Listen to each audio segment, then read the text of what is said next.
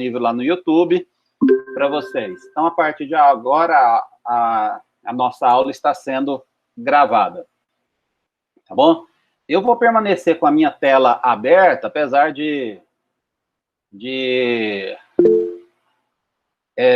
boa noite, Thiago. De eu ficar com o rosto meio grande aí na tela, né? Mas ela vai diminuir daqui a pouquinho. E eu acho que é interessante a minha tela ficar aberta para vocês, além de verem o que eu vou apresentar na tela, vocês me verem também, né? Então, eu vou começar a fazer a apresentação aqui Vou compartilhar a minha tela com vocês. Deixa eu ocultar isso daqui. Muito bem. Então, a partir de agora, eu estou compartilhando a minha tela com vocês. Então, provavelmente, vocês estão vendo aí a tela inicial. Deixa eu colocar o laserzinho aqui. Então, nós vamos começar hoje a falar sobre fluidos. O nosso curso de Física 2, ele percorre alguns caminhos da física mais diversos, né? Então, nós já falamos sobre mecânica, quando nós estávamos falando sobre rotação, sobre rolamento, sobre equilíbrio, aquilo ali é mecânica. Então, nós já pegamos um assunto da física, que é a mecânica. Agora, nós vamos para outro assunto da física, que são os fluidos. O terceiro assunto do nosso curso é a parte de ondulatória. E existe um quarto assunto da física, que seria gravitação. Provavelmente, gravitação, a gente não vai conseguir falar direitinho dela. Talvez a gente faça um seminário só, e ainda mais com essa questão da pandemia, é que a gente não vai conseguir mesmo falar. Então, hoje nós vamos falar sobre o segundo assunto, que são os fluidos.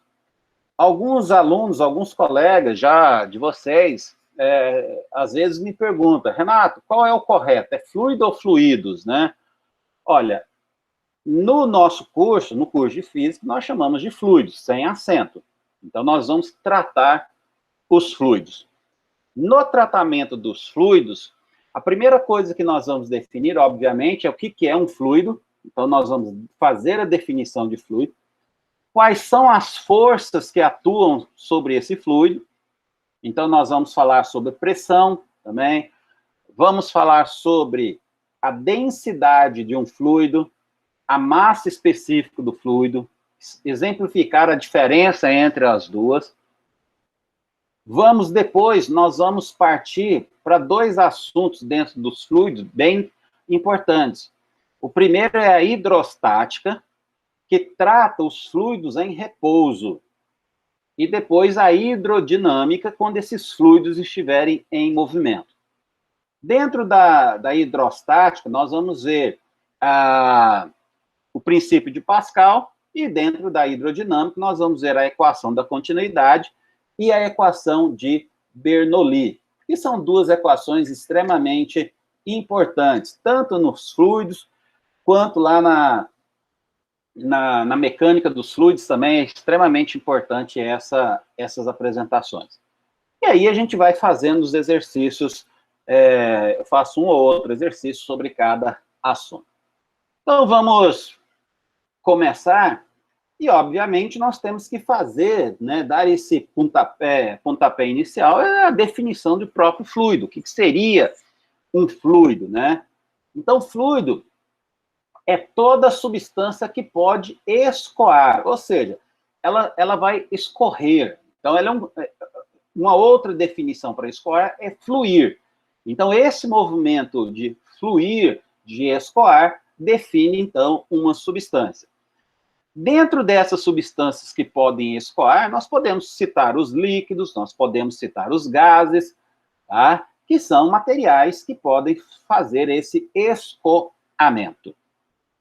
Esse material, essa substância, elas se ajustam aos limites do reservatório. Então, os fluidos, eles não possuem forma, ou formato, se você preferir, fixo, ou pré-determinado. Quando você pega um sólido, um pedaço de uma madeira, ou, né, um cubo de madeira, ou um pedaço de uma pedra, você tem aquela forma pré-determinada, pré-definida, e ela não muda. Já os fluidos, eles vão se adequar aos limites do reservatório que ele está submetido. Então, quando você coloca uma água num copo ou numa caneca, o volume que ele vai obter, a forma que ele vai obter, o formato que ele vai obter, é dessa caneca. Então, a gente vai falar disso daqui a pouquinho mais também. De uma maneira geral, o fluido é caracterizado pela relativa mobilidade de suas moléculas. Ou seja, diferente dos sólidos, onde você tem as moléculas, né, bem fixas, em posições bem definidas, no fluido não. Essas moléculas podem estar se movimentando. Então, além de apresentar os movimentos de rotação e vibração, possui o movimento de translação. E, portanto, não apresenta uma posição média fixa no corpo do fluido. É isso que eu tinha acabado de falar, né? Essa é uma propriedade do escoar, do fluir. Os fluidos ainda apresentam, né? Apresenta a molécula com um certo grau de liberdade de movimento. Então, a força de atração, ela é pequena e não apresenta um formato próprio. Quais são as diferenças? Como eu disse lá atrás, nós vamos trabalhar muito os líquidos e os gases. No curso de Física 2, nós vamos trabalhar mais os líquidos, tá? Os gases, como fluido, vocês vão estudar lá em Fundamentos de Termodinâmica. Acho que é o Luciano que dá Fundamentos de Termodinâmica para vocês. Então, quando vocês estiverem estudando lá a teoria cinética dos gases, aí vocês vão ver como que esses gases se movimentam. Então, seria essa parte dos fluidos do gás, a gente estuda lá em teoria cinética dos gases, tá bom? Eu não sei se o Luciano vai chegar a essa parte com vocês. Parece que vocês só têm 2 aulas, né? Um encontro por semana. Mas ele deve falar assim. Então, como eu vou trabalhar mais os líquidos aqui, eu gostaria de mostrar para vocês quais são as diferenças, ou as principais diferenças entre os líquidos e os gases. Então, eu coloquei aqui que os líquidos, os líquidos assumem a forma do recipiente que os contém. Os gases também vão assumir a forma, mas existe uma diferençazinha que eu vou mostrar daqui a pouquinho para vocês. Eles apresentam um volume próprio, que é constante. Então, 1 litro de Coca-Cola, meio litro de leite, 250 ml de água, independente se o recipiente é maior ou menor, você vai ter esse volume constante. Os líquidos também podem apresentar uma superfície livre, né? Aqui nessa figura, vocês vão observar melhor, principalmente, o que é essa superfície livre. Então, aqui, ó, em vermelho, deixa eu trocar a cor desse pointer aqui, para não ficar da mesma cor ali. Vou colocar aqui em azul. Então, olha, em vermelho são as moléculas que formam o meu líquido. Então, observe que esse recipiente aqui, ele tem um volume maior do que o volume do líquido. Então, o líquido ele vai se acomodar aqui dentro do recipiente, mas vai manter o seu volume constante. Então, imagine que aqui seja meio litro de água, e ele vai ficar com esse meio litro de água constante, a não ser que eu coloque mais água ou retire mais água. Tá bom? A superfície livre que ele falou é essa parte aqui de cima, ó. As partes laterais e a parte de baixo, elas estão limitadas pelo volume do meu becker. Então, aqui, acho que esse aqui é um becker mesmo, né? Eu não lembro muito lá dos instrumentos da química, mas acho que é um becker mesmo, esse biquinho aqui. Então, essa superfície aqui, ela fica livre. Então, é essa superfície aqui, por exemplo, que vai sofrer a ação da gravidade, por exemplo. Tá bom? Os gases e também vapores, né? Porque os gases e vapores, eles têm um limite tênue. O gás, quando você consegue baixar a temperatura, o gás volta ao estado líquido. Os vapores, não. Acho que é isso, ou é o contrário. Depois a gente pode ver isso também. Esse aqui é lá da termodinâmica, depois vocês podem perguntar para o Luciano essa diferença. Eu ia olhar, acabei esquecendo. Então, ó, eles apresentam uma força de atração intermolecular desprezível. Ou seja, a força de uma molécula do gás com a outra é praticamente nula. Por isso que as moléculas do gás, elas vibram muito fácil, muito mais fácil do que no líquido e muito, muito, muito mais fácil do que as moléculas de um sólido. Os gases não apresentam nem um formato próprio e nem um volume próprio. Eu vou colocar uma figura daqui a pouquinho, mas o gás ele vai ocupar todo o volume que ele estiver encerrado. Então, está aqui, ocupa todo o volume do recipiente que os contém. Com isso, ele não vai apresentar uma superfície livre. Então, está aqui, ó. Eu peguei agora o meu fluido, que é um gás aqui dentro, né? Então, esse gás, ele vai ocupar todo o recipiente. Imagine que eu pegue esse recipiente aqui e diminua o tamanho dele. As moléculas desse gás vão ficar mais próximas umas das outras e, consequentemente, o volume dele vai diminuir. Tá bom? Observe que no gás eu não tenho uma superfície livre. Então, ele ocupa todo o formato onde ele estiver encerrado. Eu coloquei aqui uma animação para vocês verem que mesmo que o gás esteja encerrado por esse paralelepípedo aqui, né, por esse tipo um cubo, as moléculas vão estar vibrando lá dentro, movimentando, mas elas vão estar ocupando todo o recipiente da nossa superfície, tá bom? Ou do nosso volume, no caso. Então, basicamente, isso é o que nós vamos trabalhar aqui. Nesse capítulo, como eu já falei algumas vezes, nós vamos tratar apenas dos líquidos, né? Mais dos líquidos do que dos gases. Muito bem. Definido os gases, o que são os fluidos, nós vamos agora passar para as grandezas físicas que nós vamos estudar dele. Quando vocês fizeram Física 1, lá na mecânica, vocês estudaram a força e a massa, que são características muito fortes que a gente tem lá na mecânica, né? Então, a força aplicada numa determinada massa dava uma aceleração. Então, o que nós vamos trabalhar aqui? Deixa eu mudar aqui a transparência. Essa força, nós vamos utilizar agora a pressão. Então, um fluido, ele está mais suscetível à pressão do que força. Se bem que a pressão e força vão estar relacionadas, vocês vão ver daqui a pouquinho. Em vez de trabalhar a massa do fluido, nós vamos trabalhar com o que nós chamamos de massa específica. Bom? Então, vamos começar por essa massa específica. Imagine, então, que eu tenha esse cubo. Então, esse cubo tem uma certa aresta, A e A. Então, eu posso calcular o volume dessa aresta. Então, a área da base que vai dar A ao quadrado vezes a altura desse cubo, eu vou ter A ao cubo. E eu peguei esse cubo, coloquei na balança e medi a massa dele. Tá bom?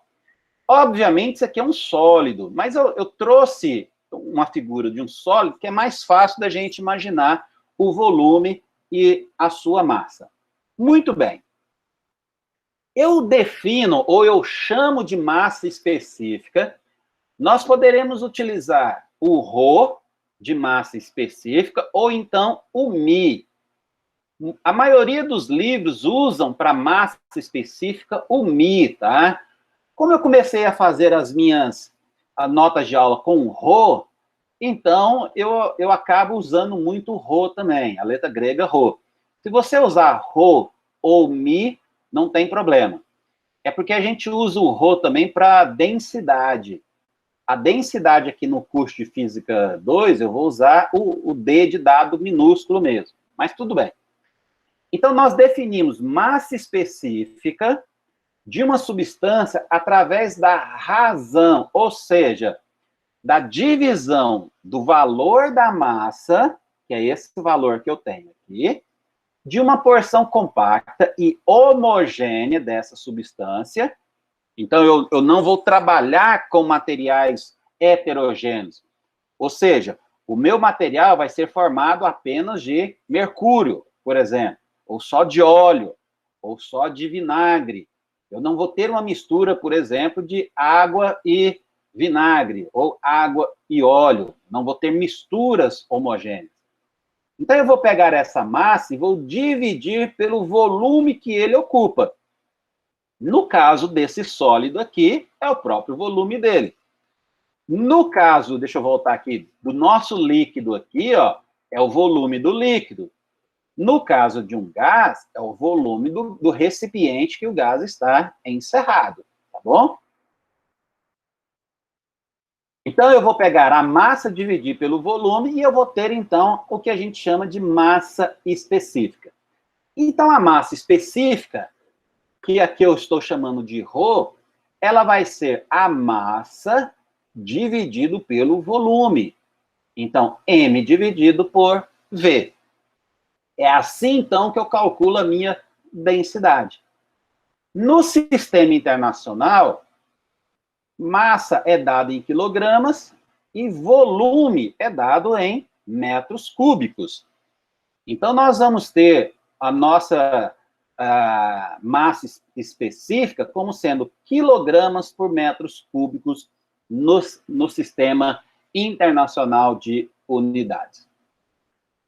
Existe uma diferença entre massa específica e densidade, tá? E, geralmente, esses dois valores não são iguais, apesar da maneira de você calcular ser a mesma. Mas existe uma diferença que eu vou mostrar aqui para vocês. Então, a nossa massa específica, que nós estamos chamando de ρ, não é necessariamente igual à densidade. Em algumas situações, a massa específica e a densidade, elas vão ter o mesmo valor, tá? Mas não é sempre. Então, de um corpo formado totalmente dessas substâncias. Então, vamos lá.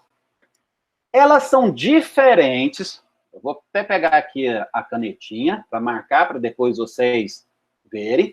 Então, elas são diferentes. Aliás, eu esqueci de falar para vocês. Ao final dessa aula, eu vou pegar essa apresentação, transformo ela em PDF, tá? Com essas marcazinhas que eu estou colocando aí, com os exercícios resolvidos que eu vou resolver também. Transformo ele em PDF e depois coloco lá no Classroom para vocês pegarem também, tá? Então, esse material fica disponível para vocês. Então, vamos lá. A nossa massa específica e a nossa densidade, eles são diferentes quando o corpo não é maciço. Ou seja, se você pegar um objeto e ele for oco, tiver um buraco lá dentro, ou para quem lembra daqueles queijos suíços, né, que é cheio de furinhos, aí a gente não tem a massa específica igual à densidade. Então, se o corpo possuir no seu interior espaços vazios, ele ocupa um volume bem maior do que ele ocuparia se fosse composto. Então, olha, eu coloquei duas figuras aqui, ó. Se vocês perceberem, essa figura da esquerda, que eu estou mostrando aqui com o laserzinho, ela tem mais ou menos o mesmo formato dessa aqui da direita. A exceção é esse buraco que eu tenho aqui. Essa figura aqui da esquerda, então, eu calcularia a massa específica. Esse daqui, eu calcularia a densidade. Então, aonde tem vazios, eu calculo densidade. Aonde não tem vazios, eu calculo a massa específica. Obviamente, se eu preenchesse esse vazio aqui com o mesmo material, a massa específica de cá seria igual à densidade desse de cá. Bom? É importante ter clareza que a massa específica é definida para uma substância e que a densidade é definida pelo corpo. Então, eu vou marcar isso aqui também para vocês. Ó. Massa específica é para substância Então, eu tenho a massa específica da água, eu tenho a massa específica do chumbo, eu tenho a massa específica da prata, e aí por diante. Agora, deixa eu trocar aqui de cor, só para pegar aqui azul. A densidade, ela é definida para o corpo. Então, um corpo feito de chumbo tem uma densidade tal. Um corpo feito de ouro tem uma densidade tal. Porque esse corpo pode ter esses vazios aqui, ó. Então, essa é uma grandeza muito interessante e é uma característica que vocês têm que estar sempre atentos na hora de fazer os exercícios. Como na maioria dos nossos exercícios nós vamos usar os fluidos ou os gases, tanto o fluido quanto o gás, ele não tem vazios, não tem ocos, né? Vamos chamar assim. Eles são sempre maciços.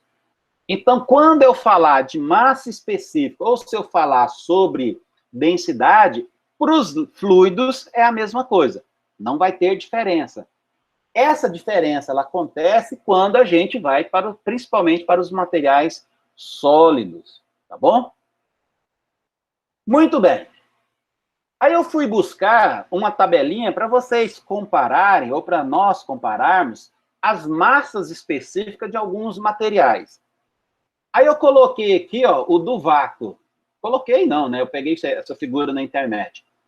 Então, o espaço interestelar, que é o vácuo, ele praticamente não tem nada em 1 metro cúbico, ó, 10 a menos 20 quilogramas por metro cúbico.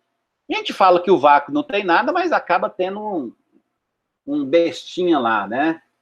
Então, esse aqui, ó, o melhor vácuo conseguido em laboratório, 10 a menos 17.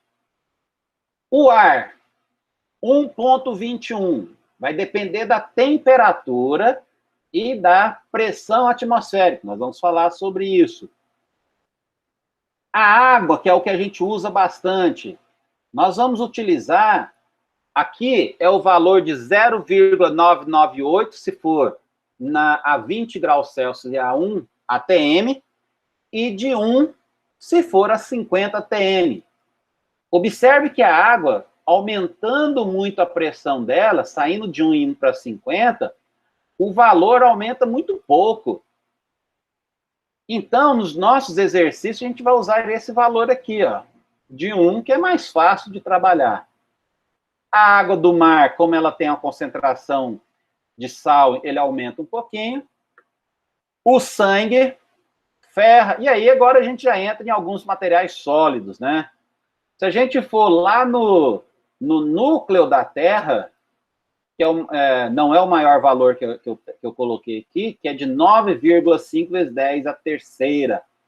O mercúrio, apesar do mercúrio ter uma densidade extremamente alta, de 13,6 vezes 10 a terceira, o mercúrio é um fluido.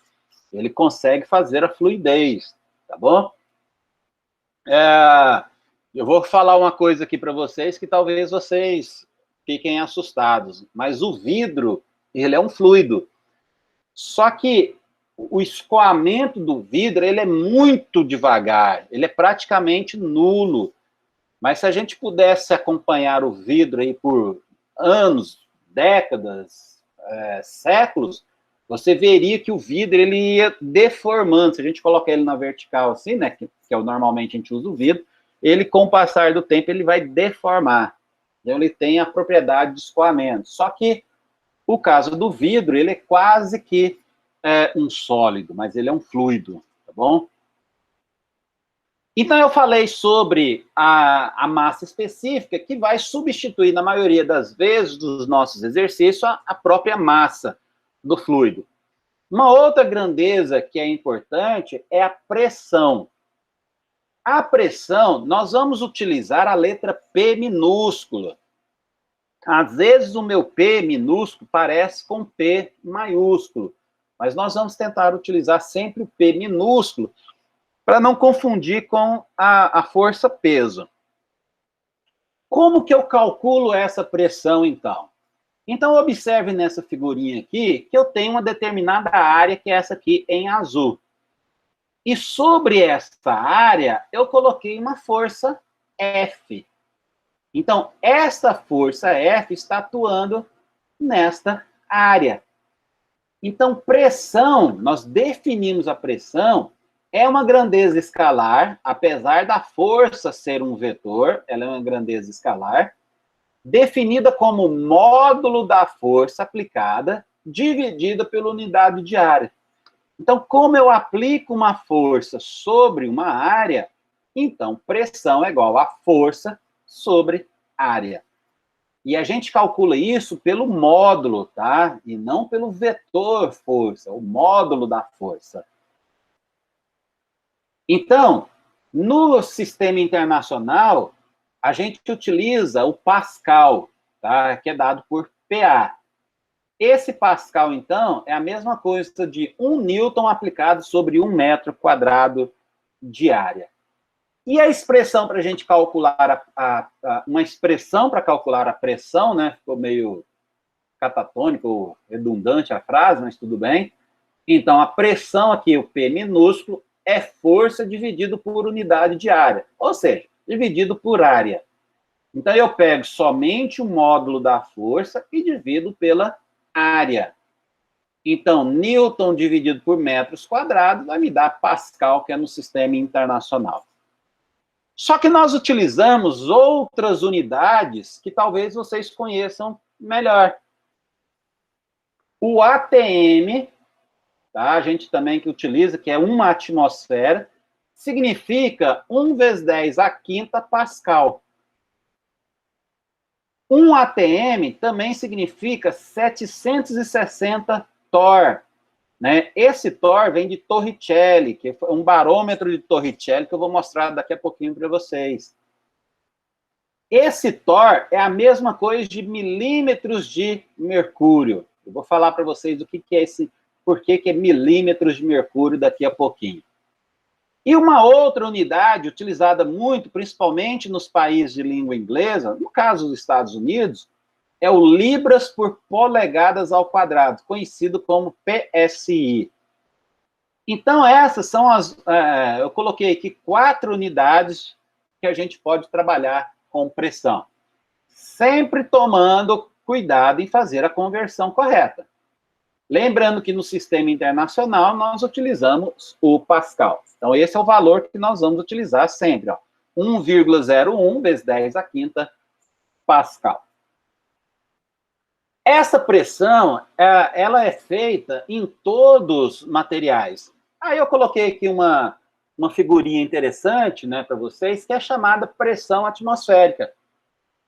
Então, a pressão atmosférica é a pressão que a própria atmosfera terrestre faz sobre ela. Então, aqui, ó, se vocês observarem, eu tenho a parte da atmosfera, aonde nós temos, obviamente, isso aqui é uma ilustração.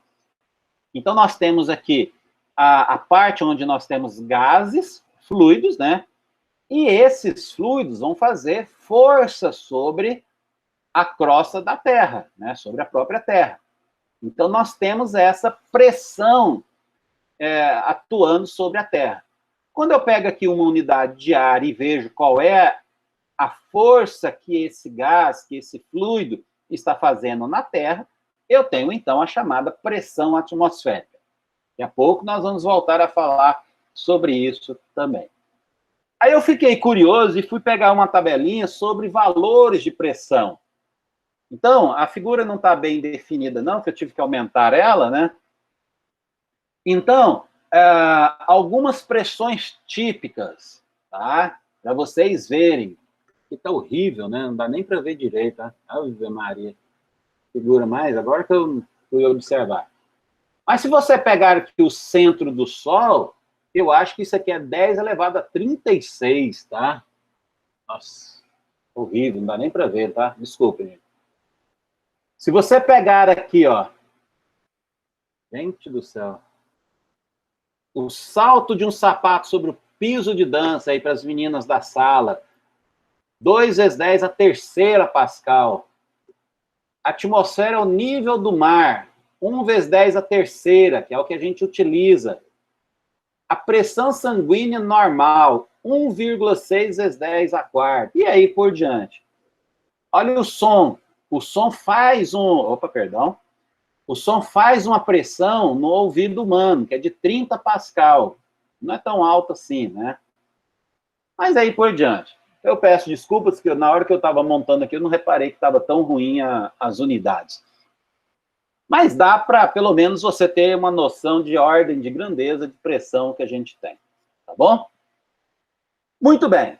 Então, recapitulando, eu defini o que é um fluido, definimos, então, a massa específica e também pressão, e agora a gente pode fazer um ou dois exercícios envolvendo somente essa primeira parte para a gente ver como que funciona. Então, esse aqui é o primeiro exercício. Eu vou marcar aqui os valores que estão sendo fornecidos, e aí depois eu vou escrever, resolver o exercício aqui. Então, eu tenho 3 líquidos imiscíveis, ou seja, eles não se misturam, então eu posso separá-los bem, dentro de um recipiente cilíndrico. Então, imagine que eu tenho aqui um recipiente, e eu vou colocar dentro desse recipiente 3 líquidos. O primeiro líquido, ele vai ocupar até aqui. O segundo líquido, ele vai ocupar até aqui. E o terceiro líquido... Opa.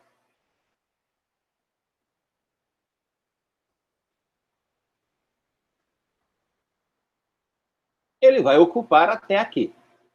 Esses líquidos não vão se misturar, tá bom? Muito bem. Deixa eu pegar aqui a cor branca, porque é mais fácil de desenhar. Cada um desses líquidos tem um volume. Então, ó, os volumes e as massas específicas dos líquidos são 0,5 litros e 2,6 gramas por centímetro cúbico para o primeiro líquido, 0,25 litros e 1 grama por centímetro cúbico para o segundo líquido, 0,4 litros e 0,80 gramas por centímetro cúbicos para o terceiro líquido. O exercício quer saber qual é a força que esses líquidos exercem no fundo do nosso recipiente. Tá bom? A primeira coisa que eu vou fazer é anotar esses valores que eu tenho aqui, ó. Então, vamos lá. Para o primeiro líquido, eu vou colocar que o volume que ele ocupa, então, V1, é igual a 0,5 litros, e a densidade dele, ou a massa específica, né, que eu estou usando o ρ, é igual a 2,6 gramas por centímetro cúbico.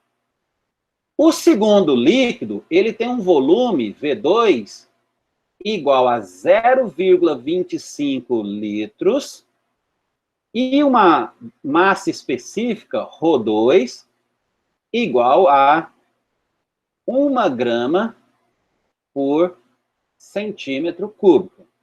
Esse 1 grama por centímetro cúbico é a água, tá, gente? E o terceiro líquido, ele tem um volume V3, igual a 0,4 litros, e a massa específica dele, ρ3, igual a 0,80 gramas por centímetros cúbicos. Então, esses foram os dados que nós tivemos. Outra coisa que nós temos que tomar cuidado é que tanto o volume quanto a massa específica não estão no sistema internacional. Então, eu vou fazer aqui, ó, uma maneira de converter isso. Eu sei que 1 metro cúbico, ou seja, o volume de 1 metro cúbico é igual a 1000 litros. Então, se você pegar um caixote de 1 metro cúbico ou de 1 metro de aresta, você consegue colocar dentro dela 1000 litros de água, por exemplo. Então, a gente pode trabalhar com essa relação. Então, o que eu vou fazer aqui? Ó? 1 metro cúbico igual a 1000 litros. Então, por exemplo, o volume 3, o volume 2, 0,25. Ah, obrigado, eu esqueci aqui, né? Dá para colocar ele aqui espremidinho. Valeu, obrigado. Então, eu vou calcular, por exemplo, o V3, ó. O V3 em metros cúbicos é o que eu quero descobrir. Então, ele foi me dado de 0,4. Então, daqui, ó, eu vou pegar que o V3, basta eu pegar o 0,4, está aparecendo 6 aqui, e dividir por 1000.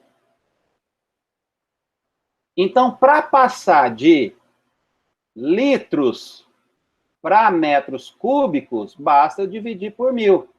Ou, se você preferir, você pega o 0,4 e multiplica por 10 elevado a menos 3. Aí você vai ter a resposta em metros cúbicos. Bom? Então, para passar de litros para metros cúbicos, basta você multiplicar por 10 a menos 3. Vou até colocar aqui, ó, vezes 10 a menos 3. E como que eu passo de gramas por centímetro cúbicos para quilogramas por centímetros cúbicos? Vamos lá. 1 grama por centímetro cúbico é a mesma coisa de eu escrever isso daqui, ó.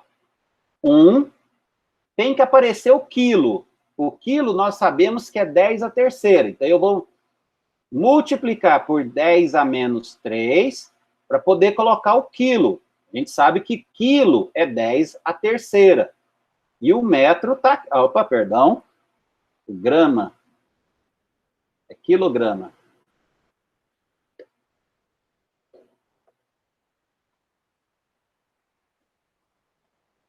Então, quilograma. Muito bem. Agora que muita gente erra, ó. O C é 10 a menos 2. Só que ele está elevado ao cubo também. Então, isso aqui é 10 a menos 2 elevado ao cubo metros cúbicos.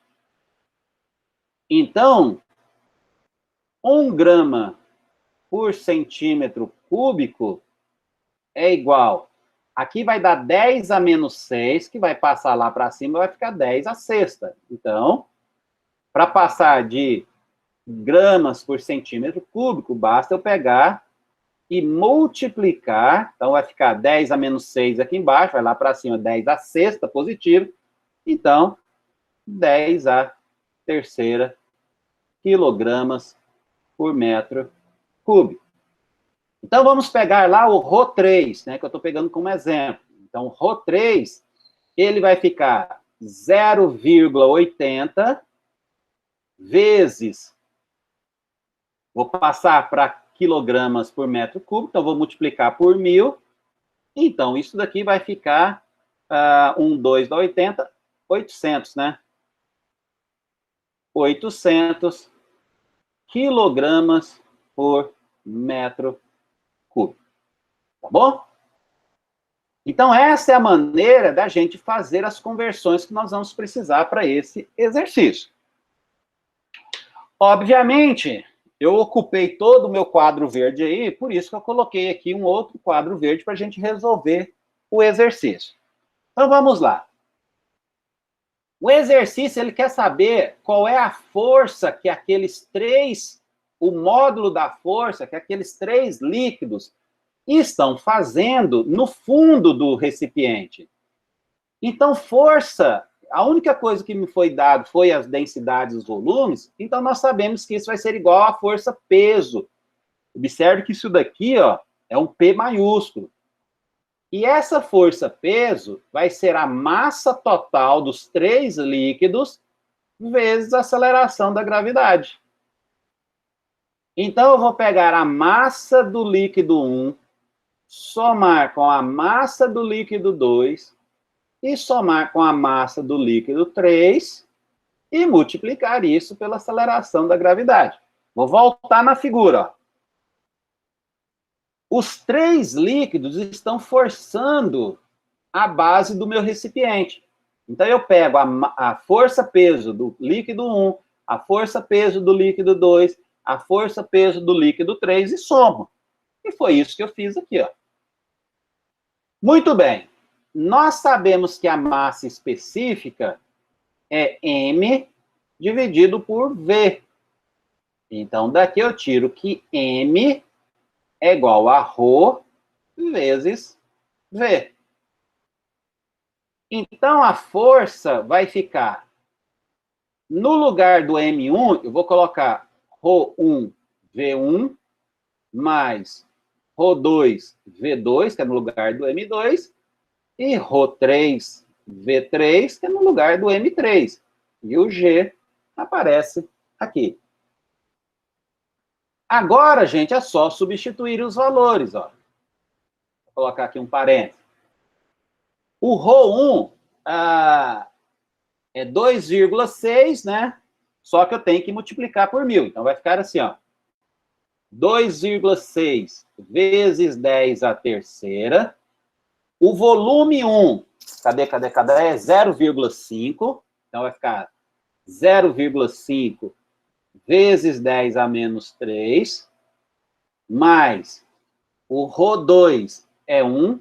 Então, 1,0 vezes 10 à terceira, vezes o volume 2, que é de 0,25, vezes 10 a menos 3, e, finalmente, o ρ3, que é 0,8, vezes 10 à terceira, vezes o volume que ele ocupa, de 0,4, vezes 10 a menos 3. Tudo isso aqui vezes 9,8, que é a aceleração da gravidade.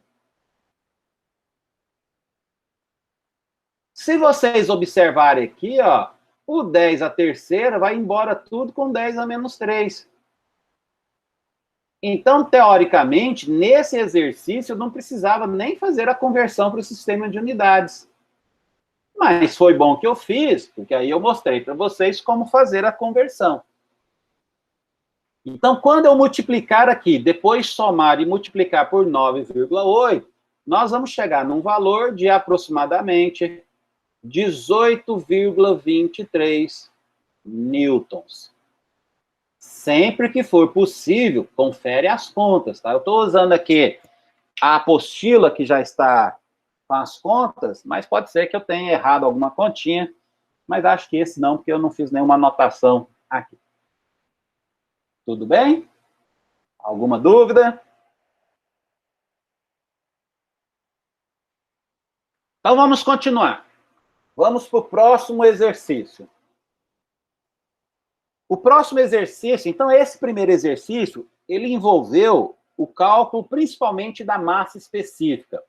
No próximo exercício, nós vamos fazer um exercício sobre pressão. Então, vamos lá.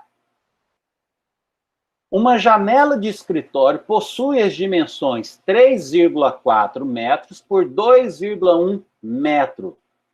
Em consequência da passagem de uma tempestade, a pressão do ar externo cai para 0,96 atm. Mas no interior do escritório, né, a pressão é mantida a 1,0 atm. Então, você usa lá bombas, sistemas para a gente manter essa pressão constante. Então, se eu fizer uma figurinha aqui, ó, se eu pegar essa janela e colocar ela de perfil, aqui está a parte interna do escritório e aqui está a parte externa do escritório. Aqui, a pressão externa, ela é de 0,96 atm. Lembrando que o ATM não é o sistema internacional. Se for preciso, a gente vai converter ela no final, tá bom? Dentro do escritório, a pressão, ela vale 1 atm. Mas vocês lembram, tá? Deixa eu ver aqui no...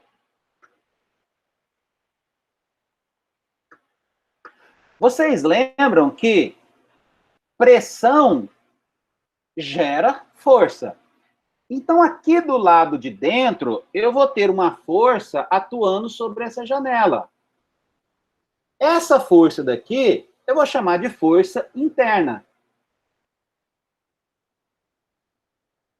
E do lado de fora, eu também vou ter uma força, que é uma força externa. Como a janela é a mesma para os dois lados, obviamente, essa pressão aqui é maior, significa de uma força maior. Então, eu tenho uma força apontada para a direita e uma força apontada para a esquerda. O que significa que eu vou ter uma força resultante. Essa força resultante é que o exercício quer saber, ó.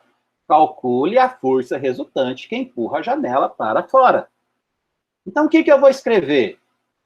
A força resultante, como eu sei que a força interna é maior, eu vou escrever aqui já, ó. Força interna menos a força externa. Tá bom? Então, a força resultante, nós sabemos, deixa eu colocar aqui do lado, que pressão é força dividido por área. Então, daqui eu tiro que força é igual a pressão vezes a área. Então, eu vou ficar com pressão interna vezes a área, que é a mesma, menos a pressão externa. Tá vendo? Esse P aqui meu é minúsculo, tá? Aqui também. Vezes a área. Eu vou colocar essa área em evidência, então vai ficar a área aqui. Pressão interna menos a pressão externa. Agora, gente, nós temos que tomar o cuidado, porque a área, ela vai estar no sistema internacional. Mas a pressão está em ATM, que não é o sistema internacional. Então, eu vou fazer assim, ó.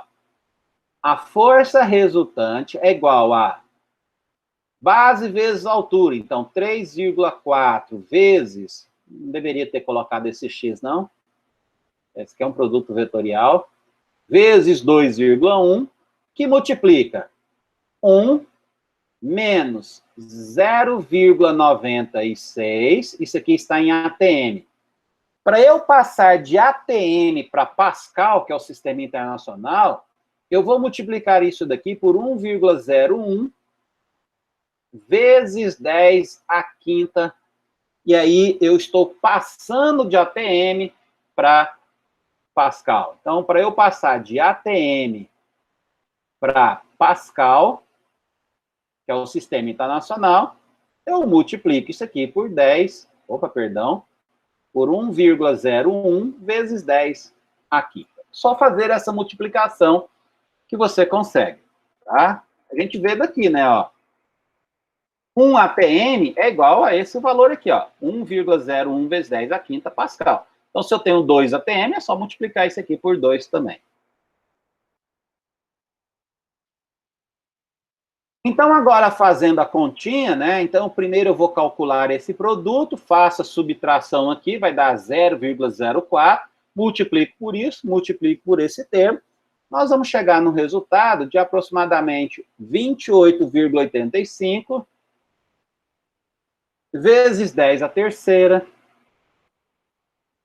newtons, que é a unidade no sistema internacional para a nossa força. Beleza? Alguma dúvida nesse? Acho que não, né? Bem tranquilozinho esse exercício. Bom? Então, vimos o que é fluidos, definimos densidade, fizemos exercício de densidade ou de massa específica, definimos pressão, fizemos exercício de pressão. Então, nós já definimos as propriedades dos fluidos. Agora eu vou partir para o estudo desse fluido. Então, primeiro eu vou colocar esse fluido em repouso, e aí nós estudamos a hidrostática. E aí depois eu vou pegar esse fluido e colocá-lo em movimento, que aí eu vou fazer o estudo da hidrodinâmica, tá bom? Então vamos começar. Nós vamos fazer o estudo dos fluidos em repouso, que é a hidrostática. Eu vou voltar aqui um pouquinho, ó, nessa figura da pressão atmosférica, para falar porque existe justamente essa coluna aqui, ó, que eu quero mostrar para vocês. Se existir uma pessoa aqui, ó, debaixo dessa coluna, essa pessoa, ela está recebendo sobre a cabeça dela toda essa coluna de vapor, de gás, ou seja, essa coluna de ar, formando a pressão atmosférica sobre ela. Se essa pessoa subir uma montanha muito alta, por exemplo, o Everest, eu vou ter menos coluna de ar sobre a cabeça dela. Então, a pressão vai diminuir. Se essa pessoa mergulhar, né, no fundo do mar, eu vou ter, além da pressão do nosso ar que está aqui, eu ainda vou ter a pressão do líquido sobre a cabeça dessa pessoa. Então, dependendo de onde a pessoa estiver, você vai ter mais fluido sobre a cabeça dela, aumentando o peso e, consequentemente, aumentando a pressão. E se você ou então menos fluido sobre a cabeça dela, e aí você vai diminuir a pressão. Por isso que eu coloquei aqui nessa figura duas figurinhas aonde mostra um mergulhador e um alpinista. O mergulhador, além da coluna de ar que está sobre ele, ele ainda vai ter esta coluna de água sobre ele. Então, toda vez que você mergulha, você tem um aumento da pressão sobre o seu corpo, porque você vai ter essa coluna a mais de água. Já quando você escala uma montanha, inicialmente você tinha essa coluna de ar sobre a sua cabeça, e agora você diminui a quantidade de fluidos que está sobre a sua cabeça. Então, significa que quando você sobe, você tem, então, uma diminuição da pressão. Tá bom? Por isso que nós adotamos o nível do mar como sendo o nosso ponto de referência. Então, às vezes a gente chama de pressão atmosférica ao nível do mar, que é o nosso referencial. Qualquer subida que você tiver, você vai ter menos pressão. Se você descer, você vai ter mais pressão. Tá bom? Então, nós chamamos isso da equação do mergulhador e da equação do alpinista, que eu vou mostrar para vocês como chegar nessas duas equações.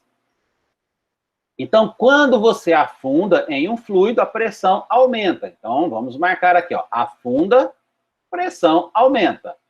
Quando você sobe em um fluido, a pressão diminui. Então, ó, eu não sei exatamente aonde vocês estão, né? Eu estou em Goiânia, mas se vocês estiverem a maioria em Anápolis, Anápolis tem uma altitude maior do que Goiânia. Então, nesse exato momento, vocês estão submetidos a uma pressão ligeiramente menor do que a minha. Eu estou submetido a uma pressão maior do que a de vocês, tá bom? Porque a altitude de Goiânia é mais baixa do que a altitude de Anápolis, por exemplo. A propósito, né, se vocês estiverem em Anápolis, deve estar mais friozinho aí, porque aqui em Goiânia já deu uma esfriadinha boa de ontem para hoje, aí já deve estar bem mais frio, né? Então, vamos ver como que eu calculo essa equação que eu chamei da equação do mergulhador, a equação do alpinista. Imagine que você tenha essa figura aqui, ó. Então, você tem a água, o nível da água aqui, então você tem o ar e a água aqui embaixo. O nível da água é o que eu chamo de y igual a zero, que é o meu referencial, tá bom? Muito bem. Aí, eu peguei, hipoteticamente, uma superfície aqui dentro da água. Lembra aquele cubo lá do início da nossa aula? Imagine que eu coloquei esse cubo dentro da água, só que esse cubo é feito de água também. Eu estou vendo a lateral desse cubo apenas. Muito bem. Nessa parte aqui de cima, que está uma profundidade que eu vou chamar de Y1, ele tem essa quantidade de água sobre essa área de cima dele. Então, existe uma força que eu vou chamar de F1 apontado para baixo. Que é essa daqui, ó, F1. Bom? Muito bem. Essa quantidade de massa aqui de água que está formando o meu cubo, ele tem uma força-peso, que é essa daqui, ó. Então, o mg também é apontado para baixo. Já essa superfície aqui de baixo, ela está submetida a uma força, uma quantidade de águas maior do que a superfície 1. Então, essa água que está aqui querendo voltar, porque eu coloquei um cubo lá dentro, então, quando você coloca um objeto, o fluido tende a voltar para a posição dele. Então, ele faz uma força, e essa força é para cima, que é o F2 que nós temos aqui. Então, toda essa minha figura está representada por esse sistema de forças aqui, ó. 2 forças para baixo e uma força para cima. Como esse cubo não está subindo nem descendo, ele está em equilíbrio. Então, a soma dessas 2 forças tem que ser igual a essa força daqui, ó. Ó, então, a força 1 mais a força peso tem que ser igual à força 2. Nós sabemos que força 1 é pressão 1 vezes área e força 2 é pressão 2 vezes área. Então, eu vou substituir isso aqui no F1 e o F2 aqui. Além disso, nós sabemos que massa é a massa específica sobre vezes o volume. Eu vou jogar ele aqui.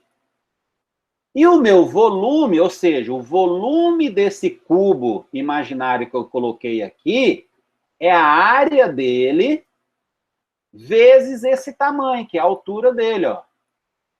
Que é essa profundidade aqui menos essa, que está aqui, ó, y1 menos y2, em módulo. Então, eu substituo isso daqui primeiro, tá?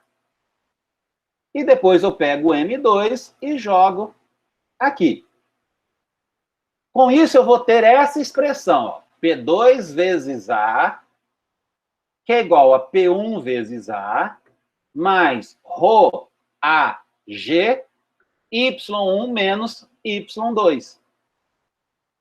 Cancelo as áreas, porque eu tenho a área em todos os termos, aí eu vou ficar com P2 é igual a P1, mais ρg, Y1 menos Y2.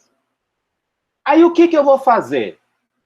Eu vou pegar esse Y1, fazer igual a 1, eu vou trazer essa profundidade aqui, ó, exatamente para o nível da água, que é aqui. Só que no nível da água, eu tenho a chamada pressão atmosférica, que é somente a pressão que veio do ar. Lembre-se lá daquela figurinha da Terra. Então, no lugar do P1, eu vou colocar P0. Como eu estou afundando, meu Y0 é aqui, para cá vai ficar negativo. Então, no lugar do Y2, eu vou colocar menos H. Então, eu vou substituir tudo isso aqui na minha expressão, ó. Então, eu vou chamar P2 só de P, para facilitar, porque eu não preciso mais diferenciar. No lugar do P1, eu coloquei o P0. Y1 foi 0. Eu chamei o Y2 de menos, então ficou ρgh. Essa daqui, então, é a chamada equação do mergulhador. Quanto mais profundo, ou seja, quanto maior for esse H, mais coluna de água vai estar sobre a cabeça do mergulhador. Na verdade, eu falo a cabeça, mas o corpo inteiro. Então, se o H aumentar, ou seja, cada vez mais fundo, eu vou ter uma pressão cada vez maior. A pressão também diminui. Obviamente, se eu inverter isso daqui para subir o morro, que é o que a gente chama de equação do alpinista, eu vou ter agora um sinal negativo aqui, porque o meu y2 vai ficar positivo, né? Porque agora eu vou subir para cá, ó. É isso daqui, ó. Para altitudes, então eu faço a mesma coisa, só que o y2, a gente chama aqui, eu errei, tá, gente? Aqui não é y, não. Aqui é h. Eu faço o y2 igual a h, positivo, que agora eu estou subindo, então a minha expressão vai ficar essa daqui, ó. Então, quanto menor for a coluna, o H, né, menos pressão eu vou subir. Isso é chamado, então, de equação do alpinista. É por isso que quando nós subimos o morro, a gente sente uma diminuição na pressão. Se vocês perceberem, principalmente para quem é mais sensível em voo, quando o avião decola, ele sobe uma certa altitude, você sente a pressão no ouvido, né? Porque a pressão diminui, então é como se você tivesse a pressão do seu corpo querendo sair, então ela força o tímpano. A gente acha que é o contrário, né? Mas na verdade, quando a gente sobe, ele está querendo sair. Ele quer igualar a pressão do lado de fora, para chegar no equilíbrio, tá bom? Beleza, gente? Me dá um oi aí, só para ver se eu não estou falando sozinho, né? Tem uma pergunta aqui, deixa eu olhar aqui. Uma pergunta a nível de curiosidade. Chegamos a estudar em Física 2 o quanto o corpo suporta de pressão? Assim, na verdade, eu não vou falar sobre isso, né? Principalmente porque, Carlos, essa pressão varia de pessoa para pessoa, tá? Eu não lembro se naquela tabela que eu coloquei, deixa eu voltar aqui rapidinho, não, aqui é da massa específica, aqui da pressão, né? Ele não tem qual é a pressão que uma pessoa suporta. Mas, por exemplo, o som tolerado, o som mais alto tolerado no ouvido é de 30 pascal. Então, se você tiver uma pressão maior do que essa de 30 pascal, você vai ter já o rompimento do tímpano. Então, sistemas diferentes do corpo humano suportam pressões diferentes também. Eu não olhei, a título de curiosidade, qual seria a maior pressão que um ser humano suportaria, por exemplo, na água, né? Mas eu sei que quando você afunda aí mais do que 500 metros de profundidade, você tem que utilizar submarinos, porque você não consegue fazer mais um mergulho livre. Então, você precisa de um submarino que suporta pressões cada vez maiores.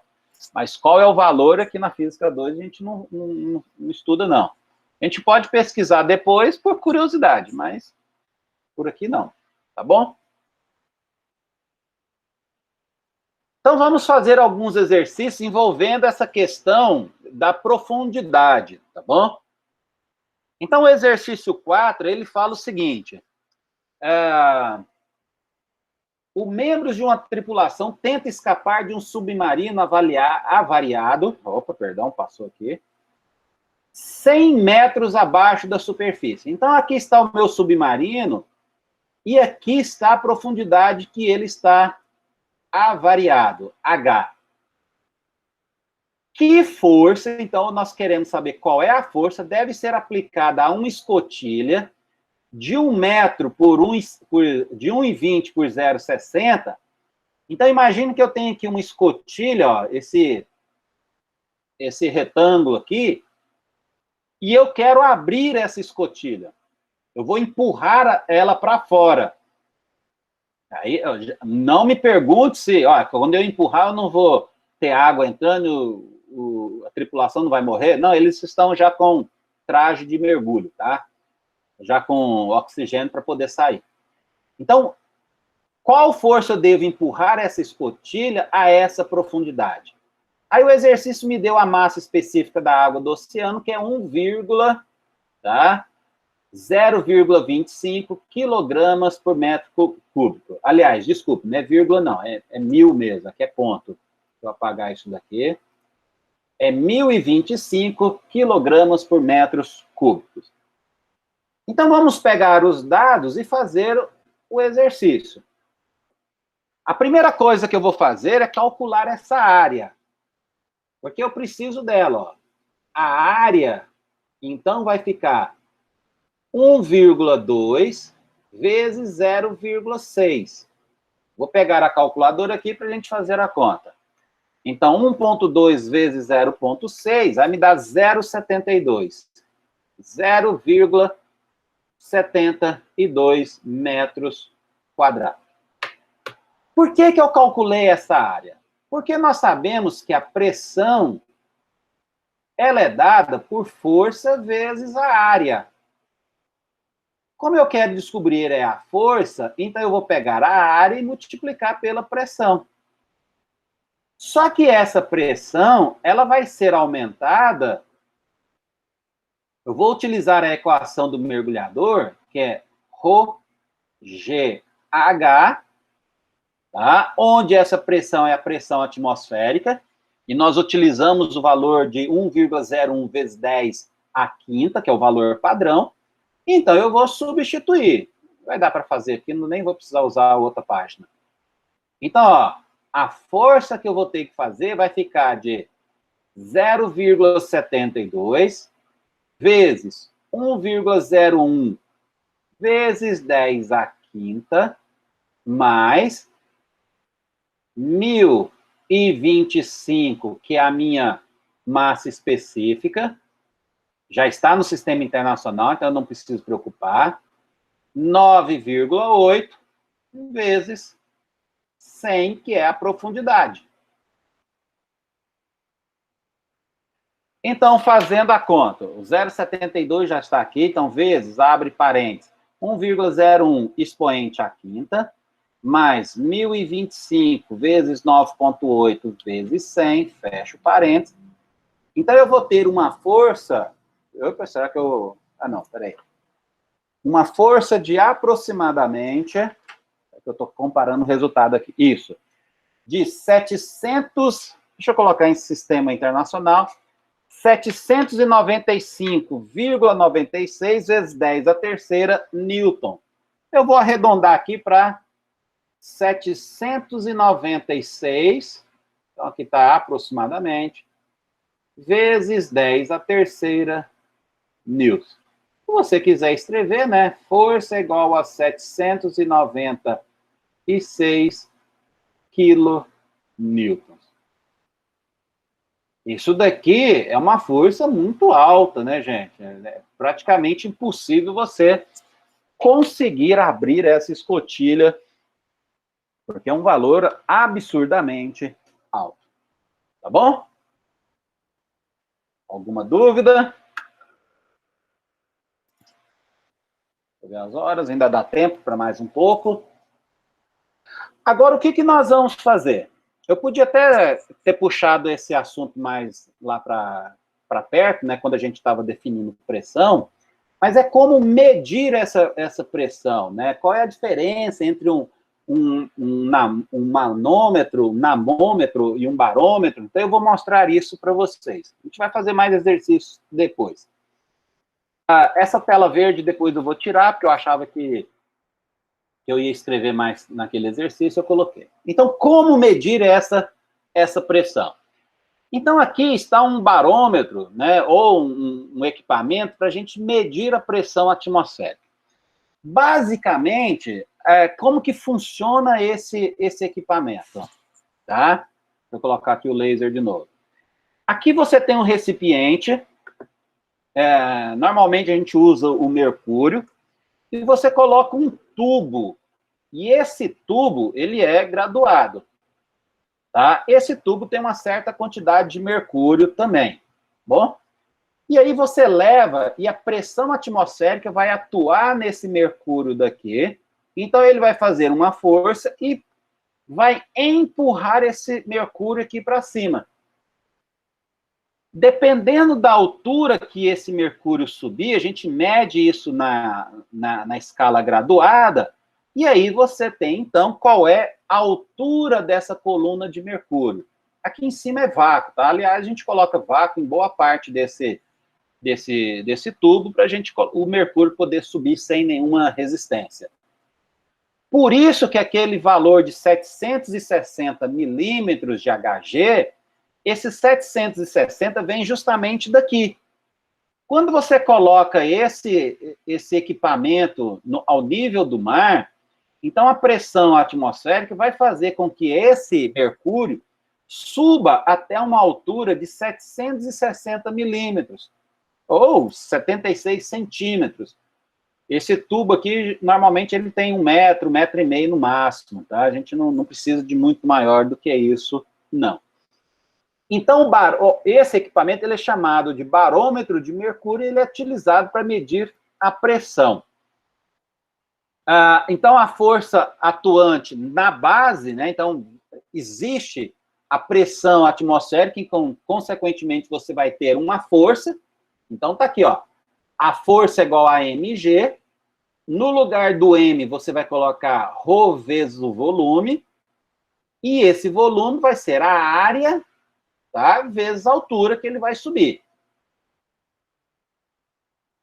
Dessa forma, a pressão será, então, né?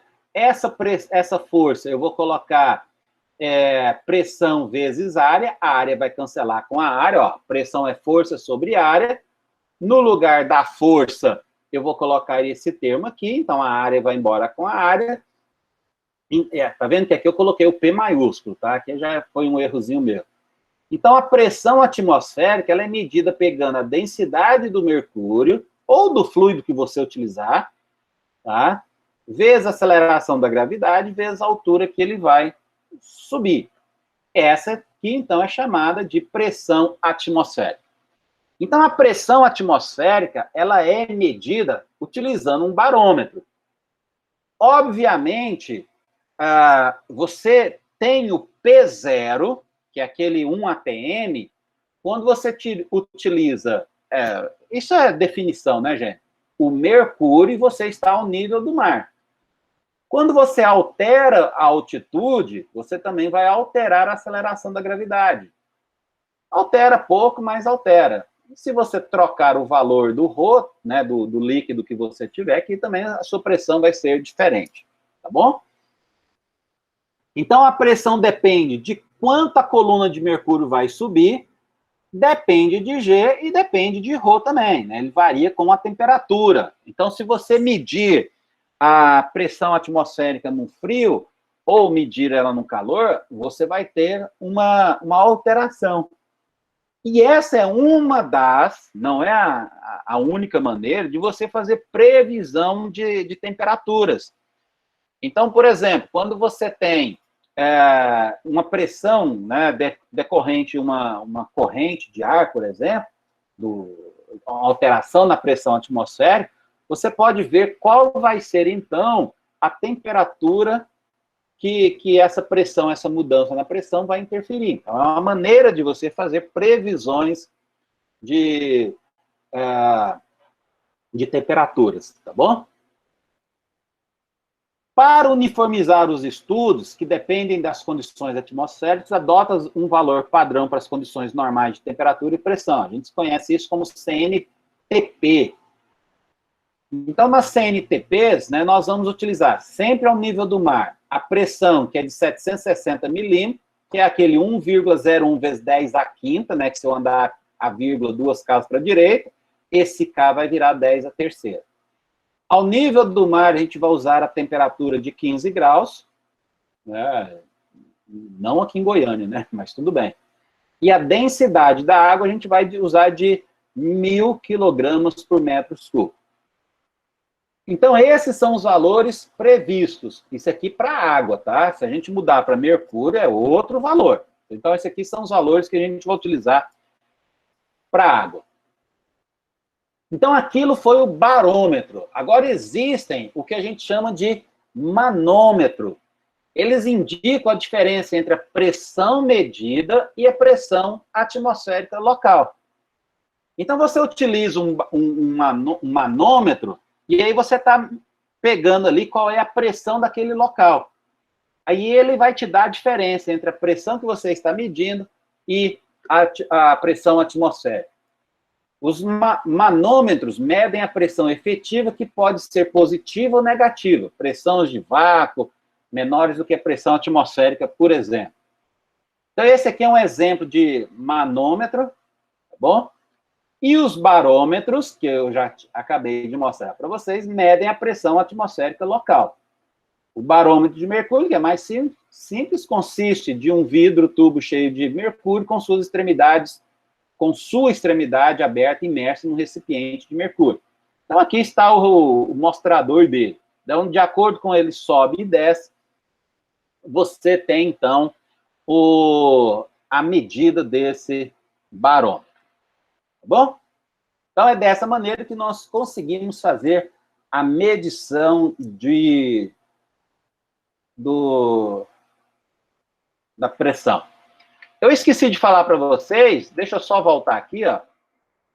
Esse barômetro de mercúrio, de coluna de mercúrio, ele foi construído pela primeira vez por Torricelli, tá? Então, por isso que uma das unidades de pressão é o torr, que vem de Torricelli. Então, Torricelli foi o primeiro a fazer esse barômetro de mercúrio aí. Muito bem. Vamos continuar. Deixa eu ver aqui o horário. Nós vamos fazer o seguinte, eu ia falar agora sobre o princípio de Pascal. Nós vamos fazer um intervalozinho agora, nós vamos antecipar, falta 5 minutos para o horário que eu tinha previsto. Aí a gente volta às 8h50, vamos dar aí uns 25 minutos para vocês descansarem também, né? Irem ao banheiro, tomar uma água, comer alguma coisinha. Às 8h50 em ponto, eu recomeço a aula, tá bom? Eu vou fechar a minha câmera, vou fechar o meu microfone, mas a sala vai ficar aberta. Então, se vocês quiserem deixar os seus abertos também, não tem problema. Eu vou parar a gravação agora, e aí depois eu recomeço a gravação da parte 2. Então, na parte 2, nós vamos falar sobre o princípio de Pascal, o princípio de Arquimedes, a equação da continuidade e a equação de Bernoulli. Nós ainda estamos no sistema da hidrostática, ou seja, os fluidos em repouso. Então, a gente vai terminar fluidos em repouso e ir para fluidos em movimento. Tá bom? Então, eu vou deixar aqui aberto. Eu vou parar nesse instante a gravação da aula, interromper a gravação.